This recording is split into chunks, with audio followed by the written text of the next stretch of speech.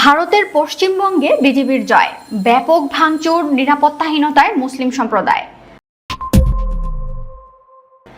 4 মে সোমবার পশ্চিমবঙ্গ বিধানসভা নির্বাচনের ফলাফল ঘোষণার পর রাত থেকেই রাজ্য জুড়ে ব্যাপক সহিংসতা ও উত্তেজনার ঘটনা ঘটেছে। কলকাতা সহ বিভিন্ন জেলা থেকে ভাঙচুর, সংঘর্ষ, হামলা ও পাল্টাপাল্টি অভিযোগের খবর পাওয়া গেছে। ফলাফল ঘোষণার পর রাত থেকেই বিভিন্ন এলাকায় তৃণমূল কংগ্রেস ও বিজেপি সমর্থকদের মধ্যে সংঘর্ষ শুরু হয়। একাধিক স্থানে তৃণমূলের দলীয় কার্যালয়ে ভাঙচুরের অভিযোগ ওঠে। পাশাপাশি বিভিন্ন জায়গায় তৃণমূল কর্মীদের উপর হামলার ঘটনাও ঘটে। একই সঙ্গে কিছু এলাকায় বিজেপি ও তৃণমূলের মধ্যে সংঘর্ষ এবং প্রাণহানির অভিযোগও সামনে এসেছে। নিরাপত্তাহীনতায় মুসলিম সম্প্রদায়। উত্তর 24 পরগনার নেজার থানার রাজবাড়ী এলাকায় সংঘর্ষ থামাতে গিয়ে নেজার থানার ওসি ভরত প্রসন কর গুলিবিদ্ধ হন। পুলিশ সূত্রে জানা যায়, সোমবার রাত আনুমানিক 11টার দিকে রাজবাড়ী এলাকায় বিজেপি ও তৃণমূল সমর্থকদের মধ্যে সংঘর্ষ চলছিল।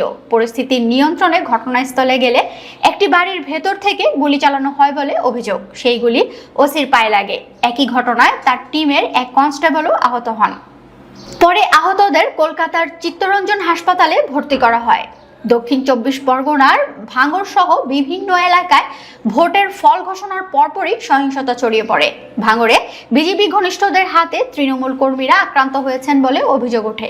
বাড়ি ভাঙচুর, মারধর এবং সিসি ক্যামেরা ভাঙার ঘটনাও ঘটে বলে দাবি করা হয়। অন্যদিকে কিছু এলাকায় আইএসএফ সমর্থকদের তাণ্ডবের অভিযোগও তুলেছে তৃণমূল। হাওড়ার উদয়নারায়ণপুরে মঙ্গলবার সকালে বিজেপির এক কর্মী যাদববর নিহত হয়েছেন বলে অভিযোগ উঠেছে। বিজয় উদযাপনের পর রাতে তাকে মারধর করে হত্যা করা হয় বলে দাবি করেছে বিজেপি। ঘটনায় একজনকে গ্রেফতার করা হয়েছে। বীরভূমের নানুর এলাকায় মঙ্গলবার আরেকটি হত্যার ঘটনা ঘটে। স্থানীয় তৃণমূল কর্মী আবির শেখকে ধারালো অস্ত্র দিয়ে কুপিয়ে হত্যা করা হয়েছে বলে অভিযোগ করেছে তার পরিবার।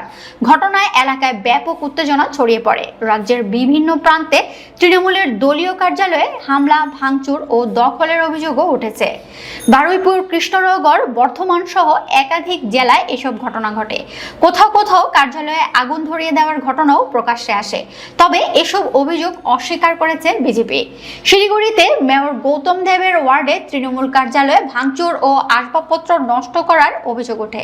অন্যদিকে মুর্শিদাবাদের ডমকল এলাকায় সিপিএম কর্মী শফিকুল ইসলামের উপর গুলি চালানোর অভিযোগ পাওয়া যায়, যিনি বর্তমানে হাসপাতালে চিকিৎসাধীন। তৃণমূল কংগ্রেসের পক্ষ থেকে অভিযোগ করা হয়েছে, ফল ঘোষণার পর থেকেই রাজ্য জুড়ে তাদের কর্মী সমর্থকদের উপর হামলা ও দলীয় কার্যালয় ভাঙচুর চলছে। দলীয় নেতৃত্ব পরিস্থিতি শান্ত রাখতে কর্মীদের আহ্বান জানিয়েছে। অন্যদিকে বিজেপির পক্ষ থেকে প্রশাসনের কাছে দ্রুত ব্যবস্থা নেওয়ার দাবি জানানো হয়েছে এবং কর্মীদের শান্ত থাকার আহ্বান জানানো হয়েছে। রাজ্য জুড়ে পরিস্থিতি নিয়ন্ত্রণে রাখতে অতিরিক্ত পুলিশ মোতায়েন করা হয়েছে এবং তদন্ত চলছে।